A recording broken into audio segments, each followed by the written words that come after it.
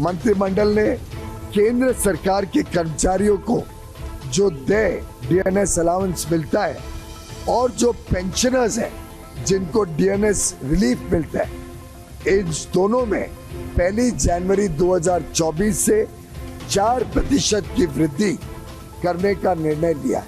होली से पहले केंद्रीय कर्मचारियों की बल्ले बल्ले हो गई है। केंद्र सरकार ने डीए यानी कि महंगाई भत्ता 4% बढ़ा दिया है। यही नहीं, पेंशन धारकों के लिए भी महंगाई राहत भत्ते को बढ़ाया गया है।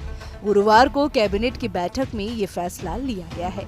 बैठक में ये फैसला किया गया कि केंद्रीय कर्मचारियों और पेंशन धारकों के महंगाई भत्ते और महंगाई राहत को 46% से बढ़ाकर 50% कर दिया जाएगा। कैबिनेट की इस बैठक की अध्यक्षता प्रधानमंत्री नरेंद्र मोदी ने की। अब कई लोग ये कैलकुलेशन लगाने में लगे हैं कि आखिर सैलरी में इजाफा कितना होगा, तो आइए आपको समझाते हैं। Basic pay plus grade pay into DA% is equal to DA amount, यानी सैलरी का हिसाब लगाने का एक सीधा सा फॉर्मूला है। बेसिक पे में ग्रेड पे को जोड़ दे, इसमें बढ़े हुए DA के परसेंट को गुना कर दे और इसके बाद जो डिजिट आए वही DA का अमाउंट है। आसान भाषा में समझे तो बेसिक सैलरी में ग्रेड सैलरी को जोड़ने के बाद जो सैलरी बनती है उसमें महंगाई भत्ते की दर का गुना किया जाता है। जो नतीजा आता है उसे ही महंगाई भत्ता या डियरनेस अलाउंस कहा जाता है। आइए आपको आसान से एग्जाम्पल में समझाते हैं। मान लीजिए आपकी बेसिक सैलरी 10,000 रूपए है और ग्रेड पे 1,000 रूपए है। दोनों को जोड़ने पर टोटल 11,000 रूपए हुआ। अब 50% महंगाई भत्ता और 11,000 का 50% 5,500 हुआ। अब इन सबको जोड़ दे तो टोटल सैलरी 16,500 रूपए हुई। वही पहले 46% डीए था।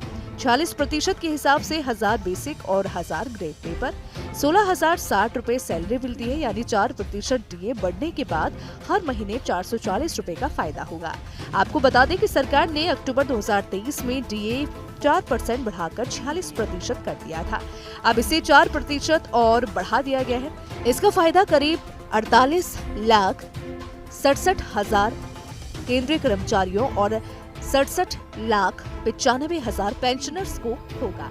सरकार के फैसले के अनुसार ये बढ़ा हुआ डीए जनवरी 2024 से जोड़ा जाएगा, यानी मार्च के बाद जो सैलरी या पेंशन आएगी उसमें जनवरी और फरवरी का बढ़ा हुआ डीए जुड़कर मिलेगा। यहाँ आपको ये बता दें कि आखिर महंगाई भत्ता होता क्या है। दरअसल महंगाई भत्ता ऐसा पैसा है जो बढ़ती महंगाई के कारण सरकारी कर्मचारियों के जीवन स्तर को बनाए रखने के लिए दिया जाता है। ये पैसा सरकारी कर्मचारियों, पब्लिक सेक्टर के कर्मचारियों और पेंशन धारकों को दिया जाता है। इसका कैलकुलेशन देश की मौजूदा महंगाई के अनुसार हर 6 महीने पर किया जाता है। इसकी गणना संबंधित वेतनमान के आधार पर कर्मचारियों के मूल वेतन के अनुसार की जाती है। महंगाई भत्ता शहरी, अर्ध शहरी या ग्रामीण क्षेत्र के कर्मचारियों का अलग अलग हो सकता है। केंद्र सरकार के इस फैसले से केंद्रीय कर्मचारियों में खुशी की लहर है। होली से पहले इस फैसले ने त्योहार की खुशी को बढ़ा दिया है। हालांकि इस फैसले को चुनाव से जोड़कर भी देखा जा रहा है।